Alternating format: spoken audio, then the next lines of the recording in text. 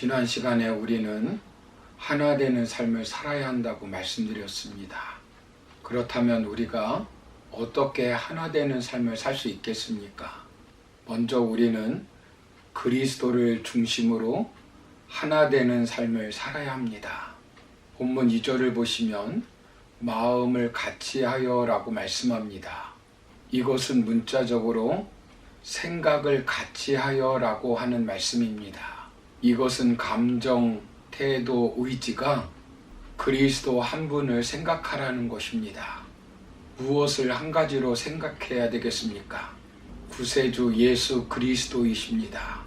우리가 예수님만을 생각하면 시간이 지나면서 자연히 하나 되는 삶을 살 수 있습니다. 같은 사랑을 가지고 사랑의 대상이 일치해야 한다는 것입니다. 사랑의 대상이 누구입니까? 우리를 위해서 십자가에 못 박혀 죽으신 예수 그리스도이십니다. 우리가 연합해서 사랑해야 할 대상은 오직 예수 그리스도 한 분밖에 없습니다. 바울을 궁극적인 사랑의 대상으로, 게바를 궁극적인 사랑의 대상으로, 아볼로를 궁극적인 사랑의 대상으로 설정하면 파당이 생겨 하나가 될 수가 없습니다. 우리를 위해 십자가에 못 박혀 죽으시고 부활하신 우리 주님을 궁극적인 사랑의 대상으로 삼을 때 교회는 분열과 분쟁을 극복하고 하나가 될 수 있습니다. 2절 중반부를 보시면 뜻을 합하여 라고 말씀합니다. 그리스도 안에서 한 지체로서 교회를 이룬 성도들은 각각 개성이 다르고 출신이 다를지라도 마치 듀엣 가수가 호흡을 같이 하듯이 하나된 호흡과 마음을 가져야 한다는 것입니다. 이것은 계획, 뜻, 생각 등이 하나가 되어야 한다는 것입니다. 이 역시 내 뜻이 아닙니다. 그리스도를 향한 생각과 목표가 일치된 마음으로 하나가 되라는 말입니다. 손은 손대로, 발은 발대로, 눈은 눈대로 뜻을 가지면 하나가 될 수가 없습니다.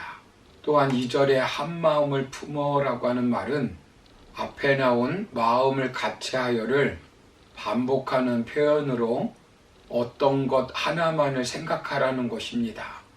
우리는 다른 하나님의 부르심을 받지 않았습니다. 한 하나님의 부르심을 받았습니다.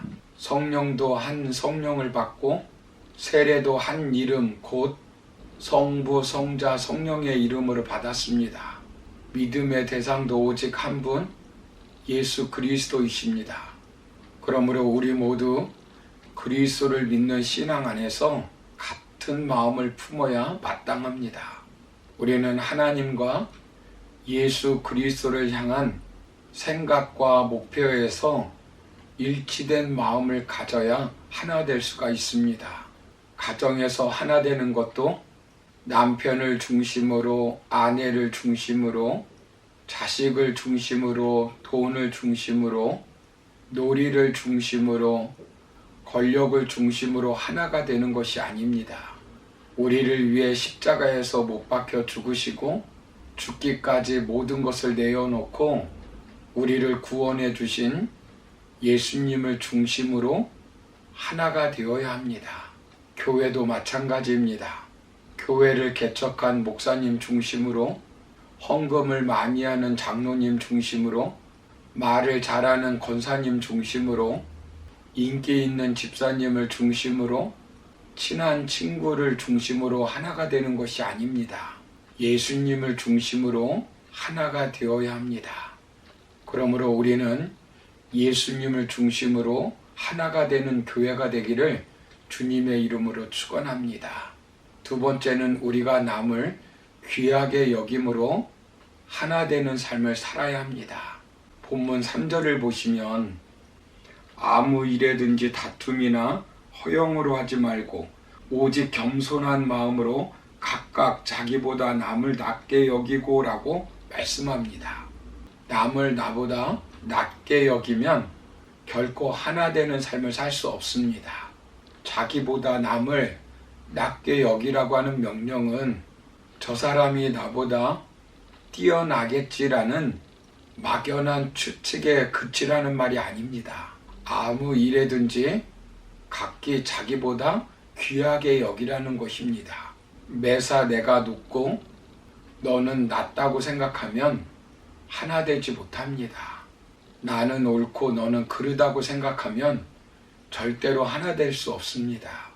그런데 사도 바울은 본문에서 남을 나보다 귀하게 여기는데 방해되는 것이 두 가지라고 말씀합니다.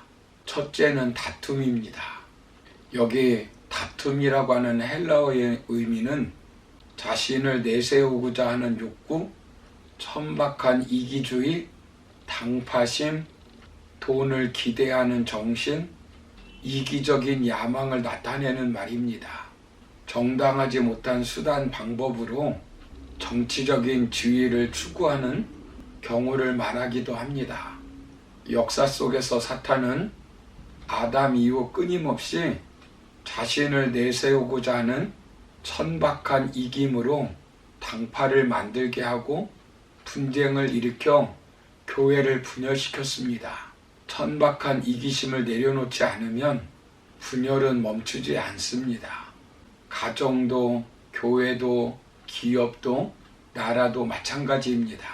어떤 성도는 자신의 옳음을 입증하려고 사명감을 가지고 교회를 비판하고 직분자를 비난합니다. 결국 어떻게 되겠습니까? 그 교회가, 그 가정이, 그 나라가, 그 기업이 잘 되어 하나 되겠습니까? 남을 비판함으로 자기의 옳음을 입증하려고 하면 교회는 늘 파당이 생기고 분열될 수밖에 없습니다.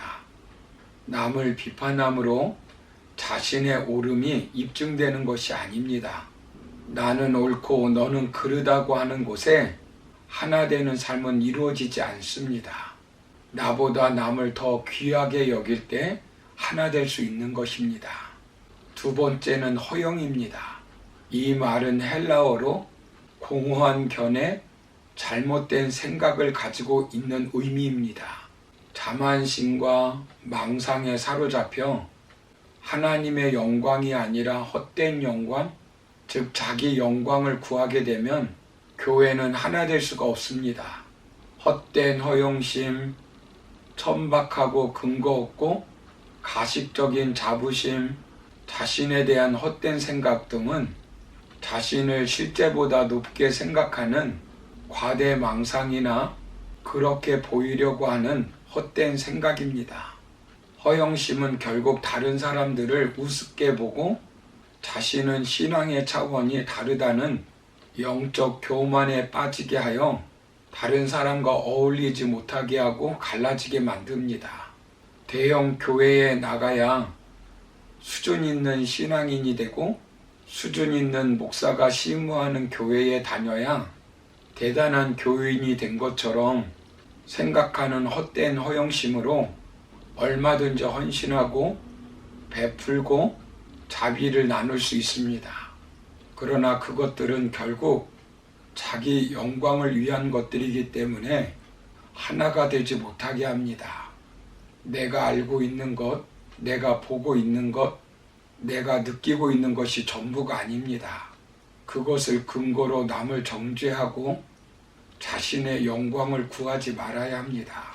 그러므로 다른 사람을 나보다 귀하게 여기고 다툼과 허영에 빠지지 말고 예수 그리스도를 중심으로 하나 되는 삶을 삶으로 하나님께 영광 돌리며 살아가는 저와 여러분의 삶이 되기를 주님의 이름으로 축원합니다. 감사합니다.